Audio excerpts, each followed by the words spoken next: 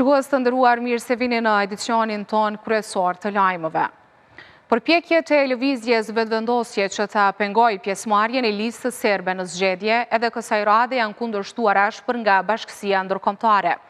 Kësaj, ambasada amerikane në Kosovë ka kritikuar lëvizjen vetëvendosje, duke thënë se përpjekjet e saj për mos certifikimin e listës serbe për zgjedhjet e 28 dhjetorit kanë qëllime përçarëse dhe pa vizion. SHBA thonë se veprimet të tilla dëmtojnë stabilitetin e Kosovës dhe interesat amerikane. Vendimi i KQZ-s për të mos certifikuar listën serbe për zgjedhjet e 28 dhjetorit ngjalli kritika të ashpra edhe tek përfaqësues të tjerë diplomatik. Komisioni Qendror i Zgjedhjeve në mbledhjen e 2 dhjetorit vendosi të mos e certifikojë listën serbe për zgjedhjet e parakohshme të 28 dhjetorit. 2 antarë të lëvizjes vetëvendosje në këtë komision, Alban Krasniqi dhe Sami Kurtishi, votuan kundër certifikimit të listës serbe. Kundër rekomandimit për certifikimin e subjekt politik listës serbe. 7 antarë të subjekteve të tjera abstenuan, ndërsa vetëm antarja serbe dhe kryesuesi i KQZ-s votuan për dhe rrjedhimisht lista serbe mbeti e pa certifikuar, por mos certifikimi i listës serbe nxiti reagim të ashpër të Bashkësisë Ndërkombëtare.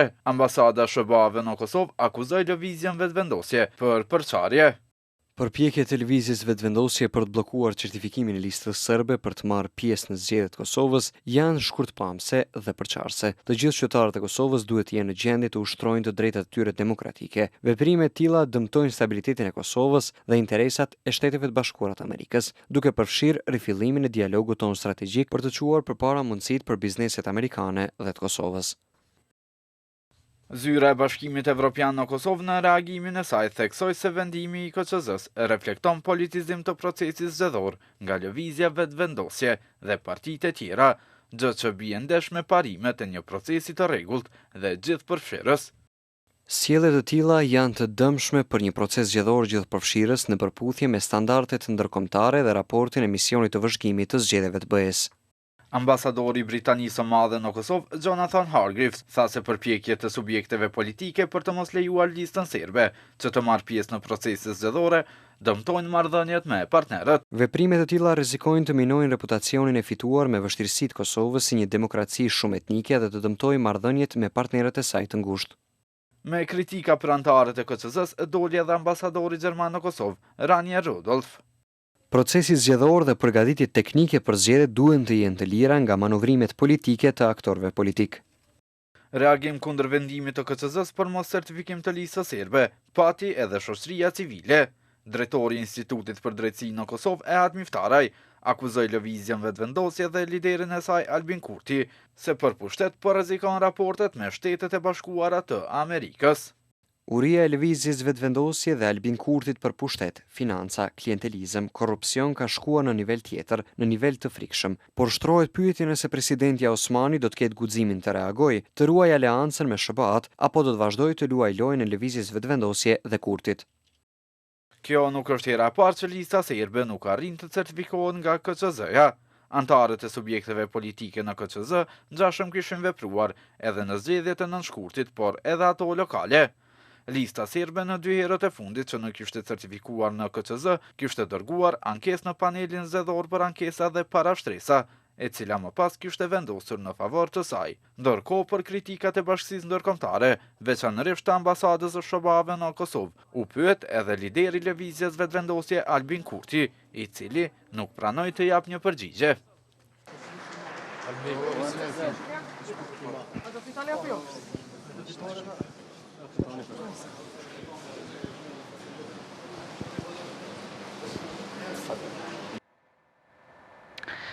Sulmi i fundit i përfaqësuesit të vetëvendosjes në KQZ Sami Kurteshi ndaj gazetarëve, po ashtu ngjalli reagime të ashpra të komunitetit të mediave. Gjua fyese dhe kërcënuese e Kurteshit u cilësua e papranueshme, e cila, siç u tha, mund të shërbejë si një nxitje për sulme ndaj gazetarëve dhe nga ana e mbështetësve të lëvizjes vetëvendosje.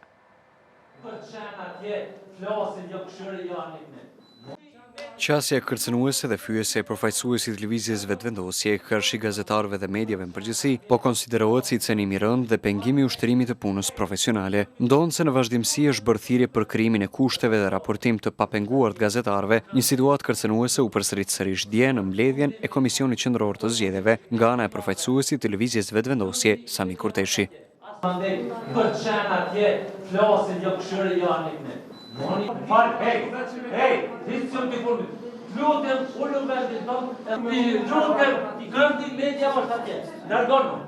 Veprimi i Kurteshit ka ngjallur reagime të forta në mesin e komunitetit gazetarëve. Asociacioni i gazetarëve të Kosovës e ka dënuar ashpër cënimin fizik të gazetarëve dhe nga ana e antarit të lëvizjes vetëvendosje në KQZ Sami Kurteshi, duke theksuar se situata ku shënjestrohen mediat po bëhet teje shqetësuese. E vlerësojmë si të papranueshme, domethënë gjuhën dhe qasjen e zotrit Kurteshi karshi i gazetarëve. Kjo nuk është hera e parë që zotri Kurteshi ka një qasje të tillë drejt gazetarëve, ka pas edhe në të kaluarën, po ashtu e dim që zotri Kurteshi ka pas edhe gjuhë fyse të themi ashtu edhe kundrejt asociacionit ton.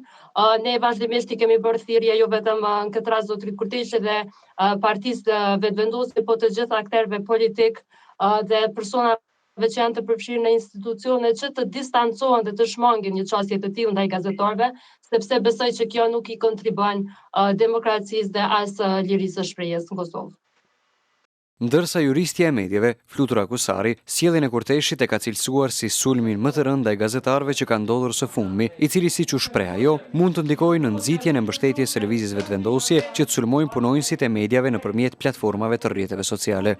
Sulmi që Kurteshi ja bëri gazetarëve është ndër më të ashprit që kam parë deri më tani dhe është me të vërtet breguese për shkak se ajo ndikon drejt për së drejti në cytjen e sidomos mbështetësve të lëvizjes vetëvendosje që t'i sulmojnë gazetarët offline ose online. Kjo po ashtu ndikon jo vetëm në rrezikshmërinë e tyre, por edhe në kredibilitetin e gazetarëve, sepse thirrja është demek mos ju besoni gazetarëve, shihni se çfarë na bëjnë këta neve, dhe atëherë mbetet që publiku sipas vetëvendosjes të besojë vetëm propagandën që ofrohet nga ta. Këtë situatë Kusari e vlerëson si një sinjal serioz për një garë të ashpër politike në prag të zgjedhjeve. Unë e shoh këtë si sinjal para zgjedhjeve që nënkupton që gara e ashpër politike, po ashtu do të shfrytëzohet për sulme më të ashpra ndaj gazetarëve që përsëri e rrit rrezikun ndaj tyre. Asociacioni i gazetarëve ka kërkuar nga institucionet që të reagojnë dhe të sigurojnë kushte të dinjitetshme për punën e mediave, duke paralajmëruar se incidentet e tilla në këtë kohë mund të ndikojnë drejt për drejt në procesin zgjedhor dhe të cënojnë demokracinë në vend. Bashkimi Evropian tha se do ta zgjas mandatin e misionit të vëzhguesve zgjedhor të pranishëm edhe në zgjedhjet lokale. BE tha Radio Televizionit 21 se është e gatshme të punojë me autoritetet e Kosovës apo të zgjidhen dhe të vazhdojë mbështetjen për Kosovën në rrugën e saj drejt BE-s. Monitorues të procesit zgjedhor ka ngritur shqetësimin me datën e zgjedhjeve të jashtëzakonshme, duke përmendur faktin se përkon me festat e fundvitit dhe rrezikon sipas tyre mbarvajtjen e procesit zgjedhor dhe interesimin e qytetarëve për të votuar. Ata ngritën dilemat nëse më 28 dhjetor do të ketë prani të vëzhguesve të Bashkimit Evropian. Por Bashkimi Evropian në një përgjigje për Radio Televizionin 21 tha se ka vendosur që vëzhguesin ndërkombëtar të jenë të njëjtët që vëzhguan edhe zgjedhjet lokale. Duke pasur parasysh afatin e shkurtur dhe pas ftesës së presidentes Osmani, BE-ja ka vendosur të zgjas misionin aktual të ekspertëve zgjedhor, të dislokuar për zgjedhjet lokale në mënyrë që të vëzhgojnë edhe zgjedhjet parlamentare të 28 dhjetorit. Bashkimi Evropian tha se pret që procesi zgjedhor në Kosovë të jetë gjithëpërfshirës. BE nënvizon rëndësinë e një procesi zgjedhor të administruar mirë dhe konkurrues, duke përfshirë pjesëmarrjen, certifikimin e partive politike dhe akreditimin e mediave nga të gjitha komunitetet. Bashkimi Evropian ka shprehur keqardhje që subjektet politike në Kosovë nuk ka përcyer ngërçim politik dhe pret që të bashkëpunojë me autoritetet e reja që do të dalin pas 28 dhjetorit. Ndërkohë, ngërçi politik gjatë gjithë vitit pas zgjedhjeve të nënshkurtit ka ngjallur shqetësim tek qytetarët, të cilët ngritën dyshimet e tyre se Kosova do të hyjë në një tjetër bllokadë politike. Inshallah, po që ta njerëz janë S'po më rëmena që ka me ndryshu asgjë. S'ka zgjidhje tjetër. Se nuk shkohet, blokum kanalët. Më punoj si mirë qeverisë mirë, më konë pak më ndryshe, veç se s'rregullon. Ndërkohë, edhe pse ende nuk ka nisur zyrtarisht fushata zgjedhore, subjektet politike tashmë kanë nisur mobilizimin e tyre për zgjedhjet e 28 dhjetorit. Megjithatë, shkuarja në zgjedhje për të katërtën herë brenda vitit përfshir edhe zgjedhjet lokale, por shihet si rrezik për disponimin e qytetarëve që të marrin pjesë në zgjedhje. Imagjinon në një vend si Kosova, në një vend i varfër ku ka një ekonomi të pazhvilluar dhe ku njerëzit presin formim të institucioneve, politika e papërgjeshme i çon në zgjedhje 4 herë brenda vitit s'paku, prandaj edhe kjo është një falloj të themi ashtu mund të jetë një falloj revolte që edhe qytetarët ndoshta edhe mund të hezitojnë edhe të dalin në mënyrë masovike në zgjedhje, ashtu edhe faktin që e kemi datën 28 dhjetor, është kohë festash, është kohë pushimesh, por megjithatë neve na takon që të bëjmë thirrje njerëzve që dalin, që të votojnë, që ta shprehin dhe ta vlerësojnë interesin e tyre më të mirë se kënd dëshirojnë ta votojnë. Zgjedhjet e jashtëzakonshme do të organizohen pa një buxhet të miratuar për vitin 2026, me riskun që edhe pas tyre vendi të hyjë në një tjetër krizë politike, financiare e ekonomike. Zhvillimet në Kosovë ishin temë diskutimi edhe në njërën nga mbledhjet e Komitetit për Politikë të Jashtme të Senatit Amerikan, në të cilën u vlerësua se kryeministri në detyri Kosovës Albin Kurti është penguesi i proceseve. Diplomat kosovar të karrierës vlerësojnë se marrëdhëniet Kosovë-SBA nuk janë në nivelin e duhur, andaj qeveria e re që do të dalë nga zgjedhjet e 28 dhjetorit duhet të punojë për thellimin e marrëdhënieve me aleatët. Në mbledhje të Komisionit për Marrëdhënie me Jashtë të Senatit Amerikan u diskutua domosdoshmëria që Kosova të antarësohet në NATO dhe që duhet një hetim amerikan mbi sulmin terrorist në Banjsk. Por kongresisti republikan, një herësh kryetar i nën Komisionit për Evropë, Keith Self, duke shprehur shqetësim për situatën politike në Kosovë, ka pyetur 3 ekspertët që merren me politikat ballkanike të pranishëm në salë, Max Primorak, Luke Coffey dhe Eduard Joseph, nëse shohin kryeministrin në detyrë Albin Kurti si pengues të proceseve. Thjesht preferoj një përgjigje me po ose jo. Unë e kuptoj se kjo nuk është një çështje e studimeve. A e shohin 3 burokratet e karrierës së Departamentit të Shtetit kryeministrin Kurti si pengues? Yes. Po. More so than not. Më shumë po se jo. Yes. Po. Ish ambasadori i Kosovës në SBA Avnis Spahiu vlerësoi se raportet e Kosovës me SBA-t nuk janë në nivelin e duhur për shkak të mungesës së koordinimit të veprimeve të qeverisë së Kosovës. Nuk është filozofi e thellë thuhet që marrëdhëniet me Shtetet Bashkuara të Amerikës nuk janë në atë nivel që do të dëshironim ta shihnim dhe nuk duhet kërkoj fajtorin këtë drejtim sepse përkeqësimet kanë filluar të ndodhin edhe në qeveritë e mëparshme. Kemi pasur disa raste edhe në gjatë kësaj qeverie që Shtetet Bashkuara të Amerikës kanë tërhequr vërejtjen për shumë gjëra, sidomos mungesës koordinimit me marrjen e vendimeve esenciale. Dhe mendoj që është koha që tani fillojmë bëjmë përpjekje sa më të mëdha që të ripërtrim atë nivel të raporteve që kemi pasur me Shtetet Bashkuara të Amerikës. Edhe eksperti për politikë dhe diplomaci, Agon Maliqi, shpreh shqetësim për raportet jo të mira të Kosovës me SBA, si shkak i veprimeve të qeverisë Kurti.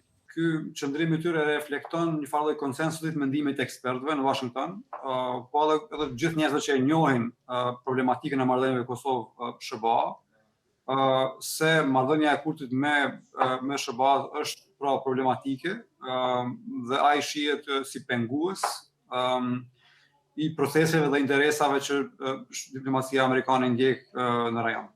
Kjo do të thotë që mbështetja e Amerikës për Kosovën si shtet vazhdon, por ne nuk mund të kemi marrëdhënie produktive. Ish ambasadori Spahiu dhe eksperti i çështjeve politike Maliqi kërkojnë nga përfaqësuesit politik që të përkushtohen më shumë në thëllimin e marrëdhënieve me SBA-t dhe BE-n. Sipas tyre, Kosova nuk mund të ketë përparim pa mbështetjen e aleatëve.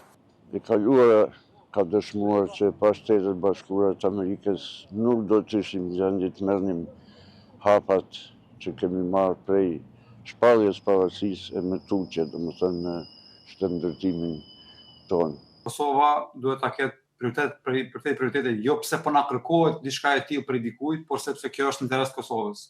Ne nuk mund të ecim përpara të zgjidhim çështjet tona me Serbinë dhe integrimin ton në NATO dhe në strukturat organizatike pa bashkëpunu. Në 12 shtator të këtij viti, SBA-ja ndërpreu dialogun strategjik me qeverinë e Kosovës. Vendimi u njoftua nga ambasada amerikane në Prishtinë si reagim ndaj veprimeve dhe deklaratave të qeverisë në detyrë të Kosovës, që sipas SBA-s kanë rritur tensione dhe paqëndrueshmëri. Lista serbe, e cila nuk është certifikuar nga KQZ-ja për zgjedhjet e parakohshme parlamentare të 28 dhjetorit në Kosovë, ka bërë ankesë sot në PZAP dhe pret që t'jetë pjesë e garës zgjedhore. Në një konferencë për media, kryetari i listës serbe Zlatan Elek e ka përmendur Kosovën me emrin nga koha e ish Jugosllavisë dhe jo atë kushtetuese. Dobro, svi znate da se po treći put održavaju izbori ove godine na prostoru Kosova i Metohije. Nažalost, fatkeqësisht për herë të tretë kemi situatën në cilën KQZ-ja në Prishtinë shkel të drejtat e popullit serb dhe nuk e certifikon listën serbe. Thjesht e zhduk listën serbe dhe nuk i lejon subjektit ton politik që të marrë pjesë në këto zgjedhje. Pse e them këtë? Lista serbe është bindshëm më e forta si parti serbe në hapësirat e Kosovës.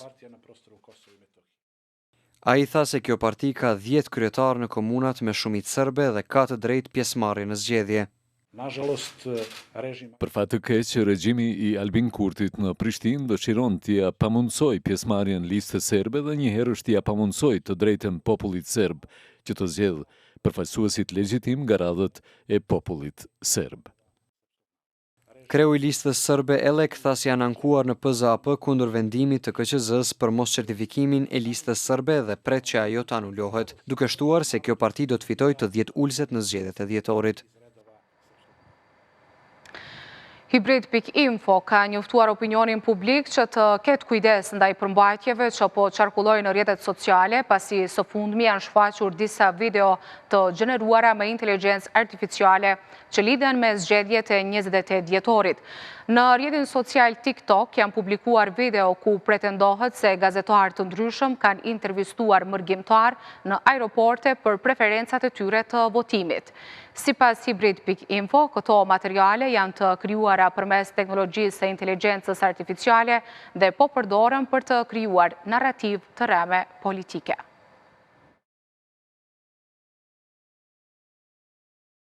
Në një takim informues me gazetar, hulumtuesi i lartë në Hibrid, Festim Rizanaj, theksoi se problemi kryesor në videot e gjeneruara përmes inteligjencës artificiale është ndikimi i madh që po arrin në audiencë. Ai sqaroi se këto video po dëgjohen më shumë se sa po shikohen, ndërsa me pak vëmendje mund të dallohen shenjat e manipulimit.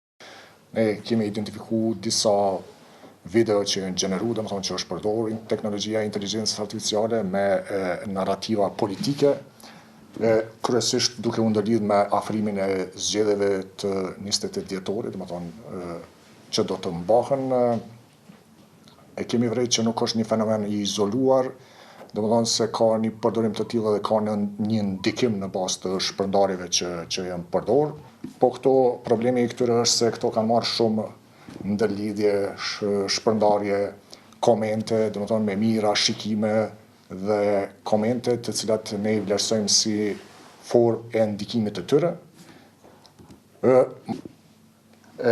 Këto kur shikohen domethënë nga audienca e kena vërejtë që më shumë ndëgjohen se sa shikohen, për shkak se ju intereson se çka po thuhet, por nëse koncentroheni pak në këto video i vëreni disa deformime që në një farë forme të nxitin me dyshu që janë të gjeneruara me inteligjencë artificiale, domethënë mimikat e fytyrës, pamja është shumë e vizhluar, zëri është robotik, nuk është zë i natyrshëm njerëzor. Një element tjetër është për shembull detajet gjatë gjenerimeve të caktuara, tekstet të deformuara dhe të pakuptim. Hulumtusja tjetër Hyrie Mehmeti tha se ndikimi i këtyre videove është i madh, pasi që merren si të vërteta nga një pjesë e konsiderueshme e publikut. Edhe ndikimi po është shumë më i madh, pastaj po merren si të mirëqenia dhe si të vërteta. Nëse shohim që po përdoren fjalë cilat nuk ekzistojnë në fjalorin tonë, ose fjalë cilat realisht asnjëherë nuk janë në përdorim nga ana e personave të caktuar, automatikisht duhet të ngrihet vëmendja lidhur me atë nëse është e gjeneruar me inteligjencë artificiale ose jo. Përdorimi i madh i platformave sociale, sidomos i Facebookut dhe TikTokut, bën që audienca me qenë shumë e madhe, sidomos tek të rinjt dhe mërgjimtarët. Këto janë audienca më e prekur nga këto përmbajtje të publikuara. Gjitha këto probleme kanë bërë që Hibridinfo të marrë një iniciativë që në një mënyrë ndoshta të këshilloj gazetarët, të këshilloj mediat në përdorimin e inteligjencës artificiale në mënyrë. Sipas hulumtuesve të Hibridinfo, kjo formë e re e përdorimit të inteligjencës artificiale po shfrytëzohet për të ndikuar tek votuesit para zgjedhjeve të 28 dhjetorit. Avokati i popullit ka vlerësuar se vendimi i Komisionit Qendror të Zgjedhjeve për mos certifikimin e listës serbe për zgjedhjet e parakohshme është marrë pa bazë të qëndrueshme juridike dhe në kundërshtim me procedurat e përcaktuara me ligj. Ky institucion ka theksuar se shteti ka detyrim pozitiv të siguroj kushte të barabarta dhe procedura të drejta për të gjithë garuesit politik, duke garantuar që çdo kufizim të jetë i domosdoshëm, proporcional dhe i mbështetur në ligj. Avokati i popullit rikujton se përshtatshmëria politike vendoset nga qytetarët përmes votës së lirë dhe jo përmes vendimeve administrative, thuhet në reagimin e avokatit të popullit.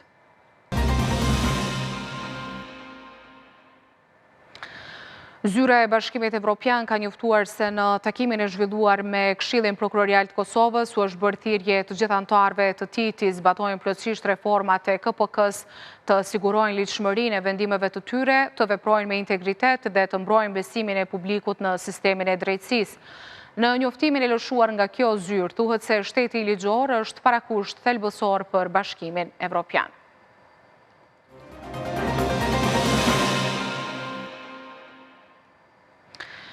CEFTA duhet të shërbejë si platformë që ndihmon të gjitha palët që të përputhen me standardet e BE-s, tha Ministrja në Detyrë e Industrisë, Ndërmarrësisë dhe Tregtisë, Rozeta Hajdari.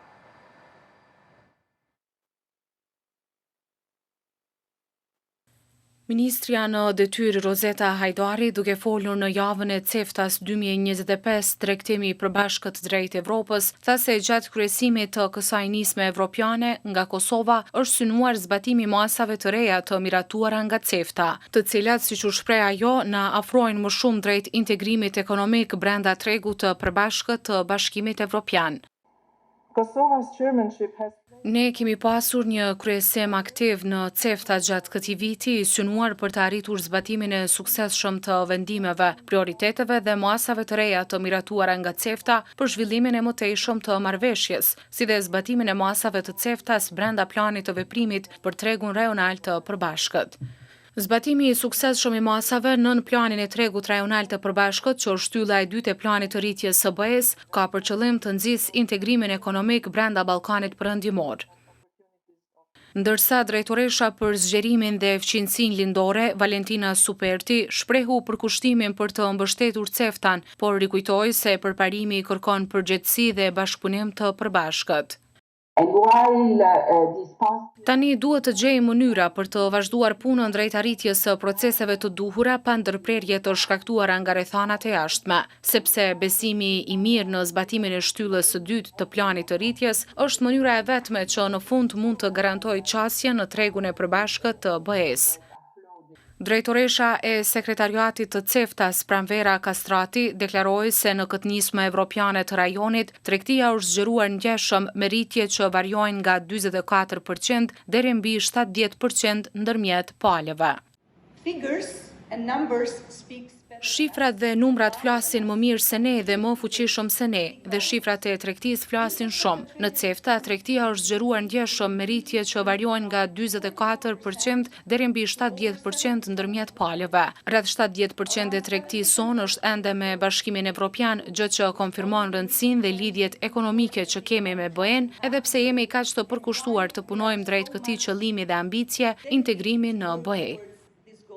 Në kuadër të javës së Ceftas janë organizuar edhe panele diskutimi ku fol për rolin e Ceftas dhe marrëveshjeve rajonale tregtare në një epokë të pasigurisë së shtuar dhe të modeleve dhe aleancave tregtare që po ndryshojnë. Ndotja e ajrit në Prishtinë ka arritur nivele të larta duke kaluar vlerat standarde të lejuara. Mjegulla, ulja e temperaturave dhe rritja e grimcave të dëmshme kanë bërë që dita e djeshme dhe sotmja të konsiderohen ndër më të rënduarat sa i përket cilësisë së ajrit. Specialistët shëndetësor thonë se ajri ndotur është një ndër indikatorët që ndikon në fillimin e sëmundjeve, por edhe në përkeqësimin e atyre ekzistuese.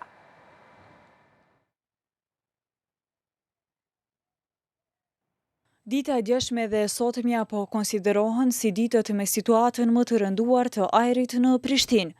Matjet e cilësisë së ajrit kanë treguar tek kalimin e vlerave normale të ndotsve, përfshirë grimcat e pluhurit të padukshëm, PM10 dhe PM2.5. Ky përkeqësim i cilësisë së ajrit është ndikuar edhe nga ulja e temperaturave, lagështia e lartë, mjegulla dhe djegjet e ndryshme. Qytetarët thonë se ajri ndotur është i dukshëm. Çështja e ndotjes së ajrit është problem përgjithësi në Evropë, do të thonë rregullimi i ajrit i cili quhet oksigjen është një çështje që duhet vazhdimisht të përpunohet. Ambienti nuk krijohet për një natë, por me vite të tëra. Nuk e di a ke mjegull dje apo ke ajrin ndotur, veç Iran po. Nuk ka ndonjë indikacion tani që është një shkallë rrezikshme e ndotjes së ambientit, përveç ditës së djeshme, kur ishte një mjegull e dendur, zakonisht me faqen e mjegullave, faqen edhe ndotja e ambientit. Na ka blloku neve. Falë, po them se na ka blloku ajri. Shkumbin Shala nga Instituti Hidrometeorologjik i Kosovës bëri të ditur se është vërejtur rritje e parametrave ndotës, si pluhuri PM10 dhe PM2.5, grimca shumë të imta që deportojnë hund, mushkëri dhe në qarkullimin e gjakut. Ai tha se faza më kritike e ndotjes së ajrit zakonisht është gjatë muajve dhjetor dhe janar. Në kuadër të rrjetit nacional të cilësisë së ajrit, kemi vrejt që kemi edhe ngritjet e parametrave ndotës, edhe duke pas parasysh edhe faktorë që janë meteorologjik, ku kombinohen edhe me faktorë antropogjen në këtë rast. Dhe kemi vrejt që ka ngritje të disa parametrave ndotës, sidomos të pluhurit PM10 dhe 2.5. Periudha që mas shumë të kemi të kalimi mbi vlera standarde është pikërisht periudha e dhjetorit dhe janarit. Burimet e ndotjes së ajrit që ndikojnë në cilësinë e ajrit në Prishtinë përfshin aktivitetet industriale, transporti, prodhimi i energjisë, ngrohja për anvisëri dhe aktivitetet bujqësore.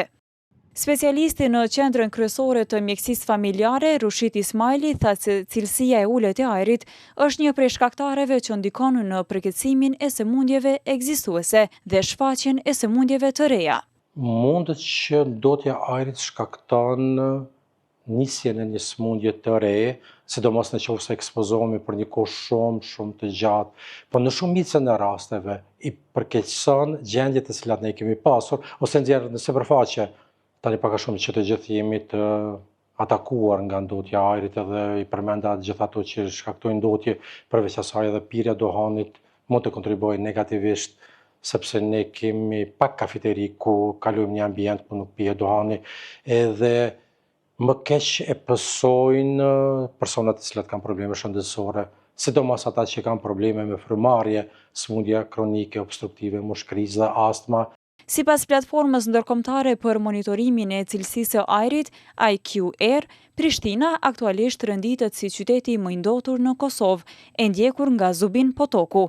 Ndërkohë, në ranglistën botërore të ndotjes, Kosova pozicionohet në vendin e 22. Për më shumë informacione mund të klikoni edhe në portalin tonë rtv21.tv, si dhe të vizitoni profilet e radio televizionit 21 në rrjetet sociale. Miru pafshi!